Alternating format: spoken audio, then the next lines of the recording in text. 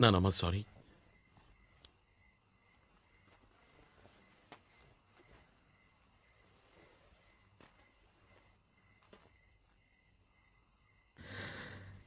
ఆ నక్షత్రాన్ని చూసావా Krishna?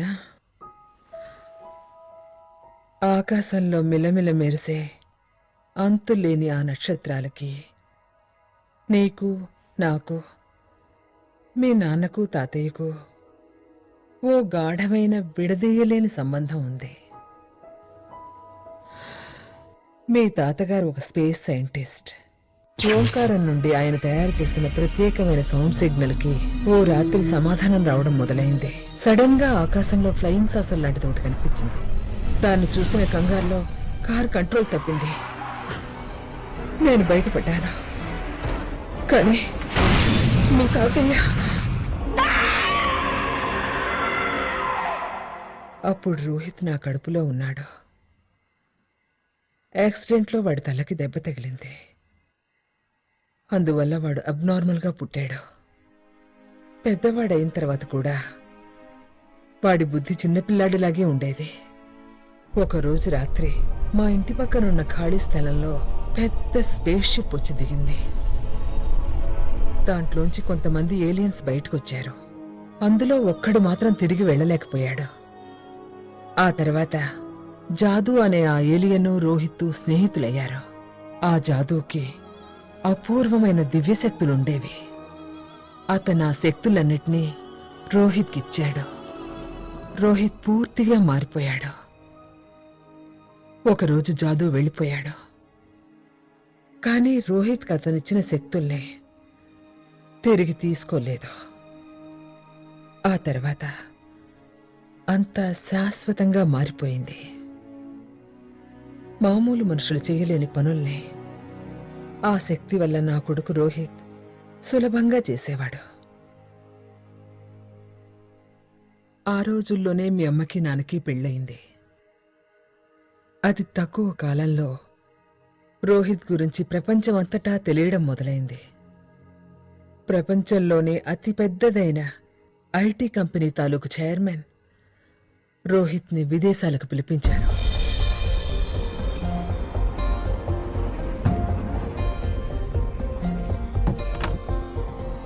Thank you.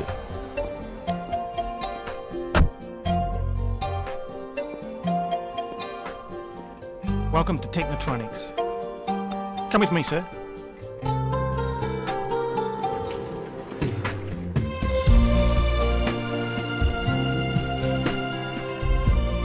Dr. Arya will be here shortly.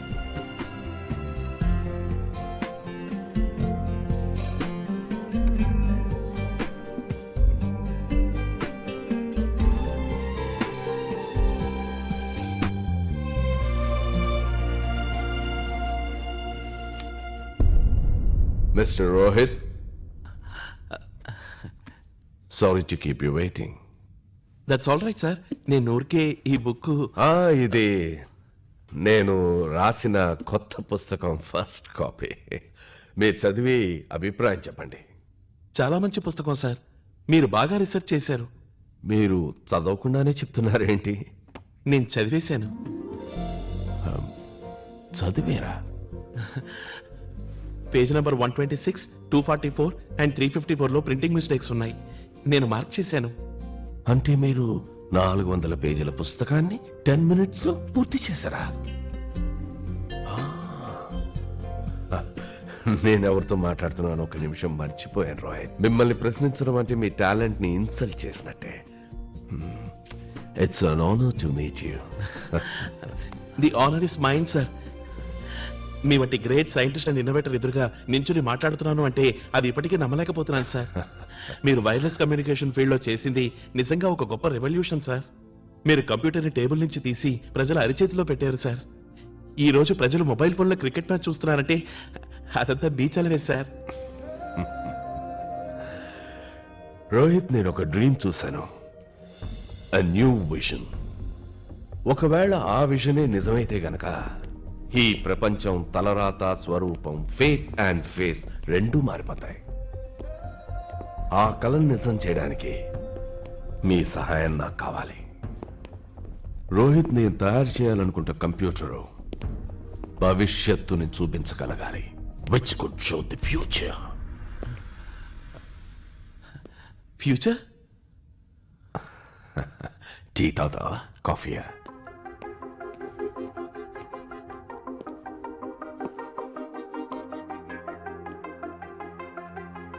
నాకు మీ డ్రీమ్, మీ విషన్ అర్థమవుతోంది సార్. మీరు ఆస్ట్రానమీ, ఆస్ట్రాలజీ అండ్ టెక్నాలజీల కాంబినేషన్తో భవిష్యత్తుని చూడగలిగే కంప్యూటర్ని తయారు చేయాలనుకుంటున్నారు. ఎగ్జాక్ట్లీ, అందుకే నిన్ను ఇక్కడికి పిలిపించాను. నా దగ్గర పనిచేస్తున్న వాళ్ళందరూ ట్రైన్డ్, నీలాగా గిఫ్టెడ్ కాదు.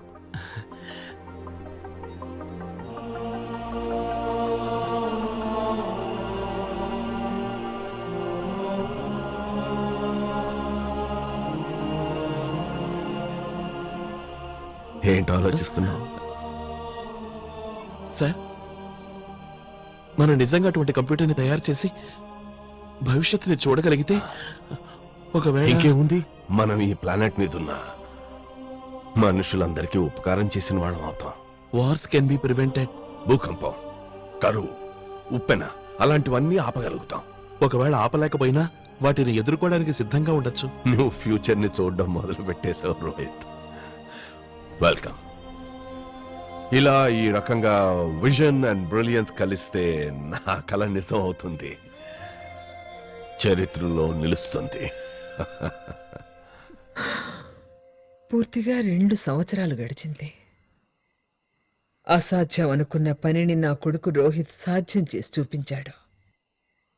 తాను భవిష్యత్తుని చూడ్డానికి వీలైన ఒక కంప్యూటర్ని తయారు చేశాడు. ఆ సమయంలో మీ అమ్మ నిండు చూలాలో. హలో బాబు, రోహిత్, నిషని హాస్పిటల్లో చేర్చాను. అక్కడి నుంచే మాట్లాడుతున్నాను. బాబు, కంగ్రాట్స్, నువ్వే క్షణమైన తండ్రివి కావచ్చు. నువ్వు త్వరగా ఇంటికి వచ్చేయి బాబు. రోహిత్, ఏమైంది బాబు? అదోలా మాట్లాడుతున్నావే? నా శక్తుల్ని దుర్వినియోగం చేశారమ్మా. ఈ లోకం చాలా చెడ్డదమ్మా. నువ్వే దిగులు పడకమ్మా. నేను వస్తున్నాను, నేను త్వరగా వచ్చేస్తాను. కానీ నా రోహిత్ రాలేకపోయాడు. నువ్వు పుట్టిన కొద్దిసేపటి తర్వాత మాకు కబురు వచ్చింది.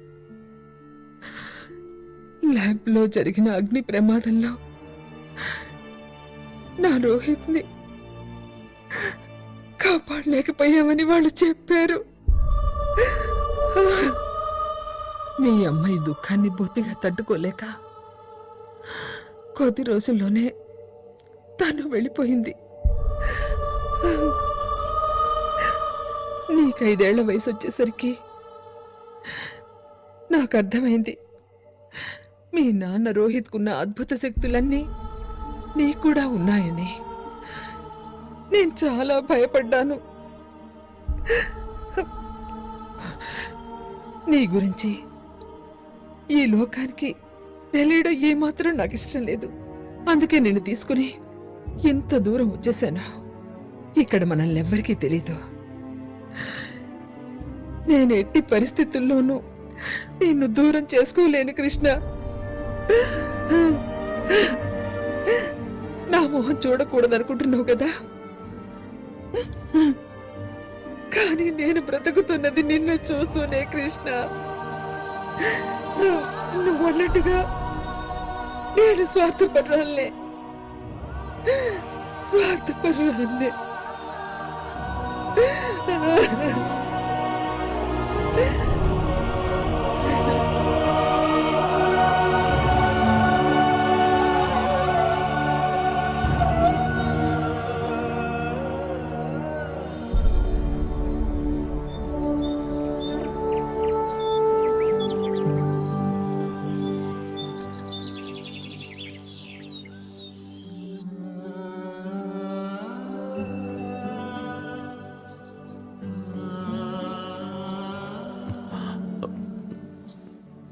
నరమా, ఏం చేస్తున్నావు?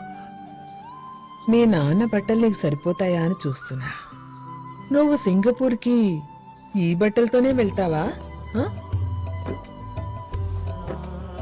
అమ్మా కానీ నువ్వు లోకం దృష్టి నుంచి నిన్ను మాత్రమే దాచాను, కానీ నీ హృదయాన్ని కాదు. వెళ్ళు, నీ ప్రియని ఇక్కడికి తీసుకురా. వెళ్ళు.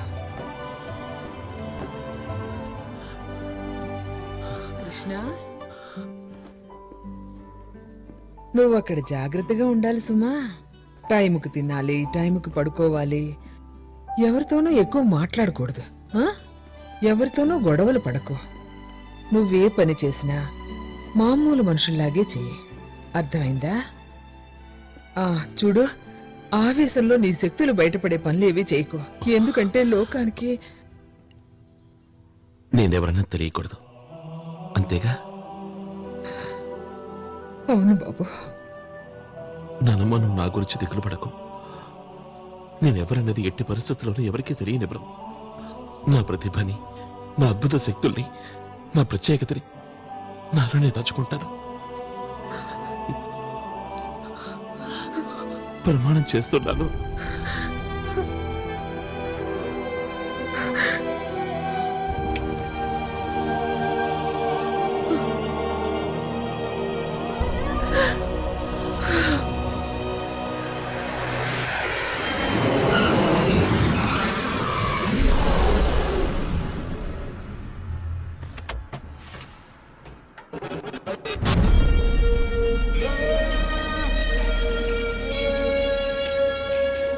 Welcome to Singapore sir. Thank you. ఇవాళ మీ వెల్కమ్ చాలా డిఫరెంట్ గా ఉంది, ఎంతో బాగుంది కూడా.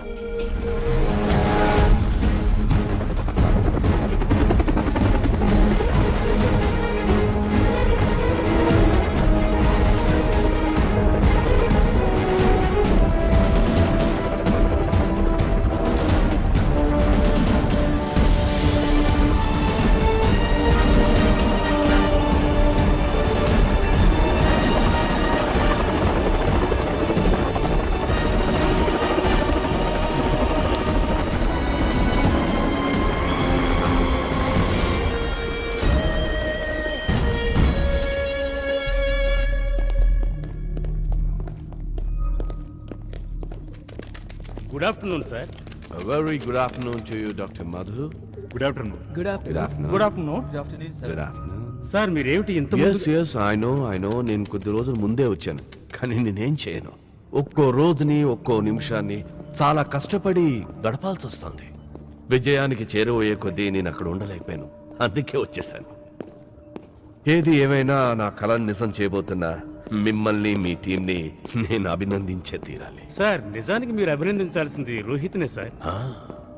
ఆయన రీసెర్చ్ నోట్స్ మన దగ్గర గాని లేకపోయి ఉంటే ఈ కంప్యూటర్ను మళ్ళీ తయారు చేయడం ఇంపాసిబుల్ అయి ఉండేది. Absolute genius. Your right sir. ఈ కంప్యూటర్ను తయారు చేయడానికి రోహిత్కి 2 ఏళ్లు పట్టింది, కానీ మనం తయారు చేయడానికి 20 ఏళ్లు పట్టింది. అందుకే అతని గురించి ఇప్పటికీ మనం మాట్లాడుకుంటున్నాం. Excuse me.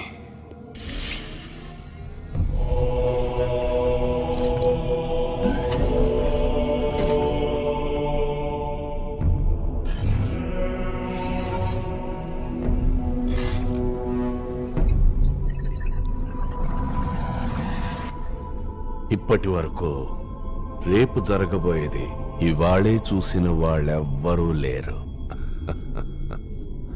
కానీ కొద్ది రోజుల తర్వాత మనిద్దరం కలిసి కొన్ని నిజాలని, కొన్ని సిద్ధాంతాలని శాశ్వతంగా మార్చబోతున్నాం.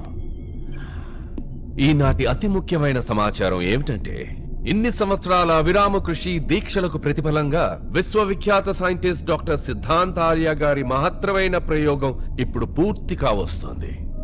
మా ప్రత్యేక విలేకరి గారు ఏమంటున్నారు అంటే, ఇంకొద్ది రోజుల్లో డాక్టర్ సిద్ధాంత్ ఆర్య గారు వ్యక్తి, సమాజం, దేశం, లోకంలో అందరి భవిష్యత్తు చూడగలుగుతారు. అంతేకాదు, భవిష్యత్తును మార్చగలుగుతారు కూడా. ఇది ముమ్మాటికి నిజం. ఎవరైతే భవిష్యత్తును చూడగలుగుతారో, మార్చగలుగుతారో, ప్రజలు వారిని భగవంతుడితో సమానంగా కొలుస్తారు. కాదు, భగవంతునితో సమానంగా కాదు, ఆ భగవంతునిగానే మనసారా కొలుస్తారు. I will be God. అప్పుడు నాకిక ఎదురన్నదే ఉండదు.